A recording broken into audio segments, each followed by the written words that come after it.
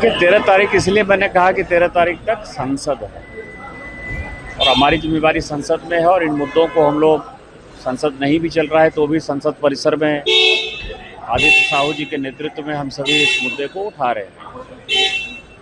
13 तारीख के बाद यदि इसका फैसला नहीं होगा तो झारखंड के बच्चों के भविष्य का सवाल है और हम प्रयास करेंगे कि इसकी सीबीआई इंक्वायरी हो।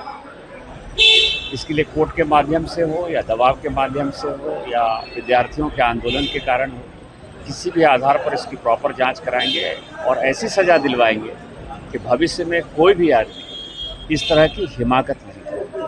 तो सर ये साथ छोड़ दें, क्योंकि इतना तो कर ही सकते हैं वो, अगर उनकी बात झारखंड मुक्ति मोर्चा नहीं सुनते हैं तो उनका साथ छोड़ दें।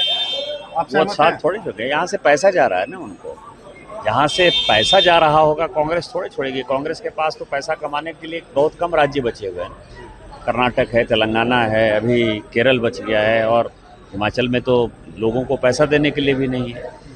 तो ये झारखंड लूट का एक बड़ा साधन है। आपको पता है कांग्रेस ने झारखंड में क्या किया, किस तरह से सरकार बनाई, किस तरह से लूट हुआ, मैं उस तथ्यों पर नहीं जाना चाहता। लेकिन जब 2004 से उनकी सरकार चली तो उन्होंने लगातार केवल लूट खसोट ही तो किया ना। झारखंड तो उनके लिए कमाई का एक बड़ा साधन है, इसलिए वो कोई इस्तीफा नहीं देंगे। FCRA को लेकर क्या कुछ? FCRA बिल पेश है।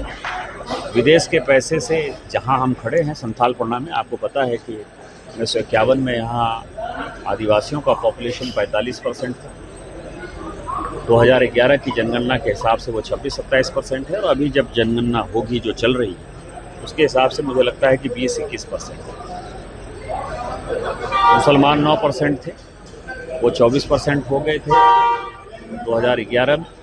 आज मुझे लगता है लगभग 30% के आसपास हो गया। जो इलाका विस्थापन का शिकार है, पलायन का शिकार है, रोजगार का कोई साधन नहीं है, पीने का कोई बढ़िया पानी का व्यवस्था नहीं है, रोड बहुत बढ़िया नहीं है, उस इलाके में मुसलमान कहाँ से आए? ये जो विदेशी पैसे हैं, विदेशी पैसे में यदि आप साहबगंज चले जाएं, बड़हरवा चले जाएं, पाकुड़ चले जाएं, उधवा चले जाएं, जो सिद्धू कानू जिन्होंने कि 1857 की क्रांति के पहले जो है हुल आंदोलन किया, उनके गांव में चले जाएं आप, तो आप देखेंगे कि ये सभी जो है बांग्लादेश से आए हुए मुसलमान हैं जिन्होंने हमारे जल जंगल ज़मीन पर कब्जा कर लिया है और मदरसों की बाढ़ है, मस्जिदों की बाढ़ है और केवल जिहादी पैदा होते हैं और उनका काम है धर्मांतरण कराना और हमारे आदिवासी भाई बहनों को जो है वो ज़बरदस्ती शादी करना।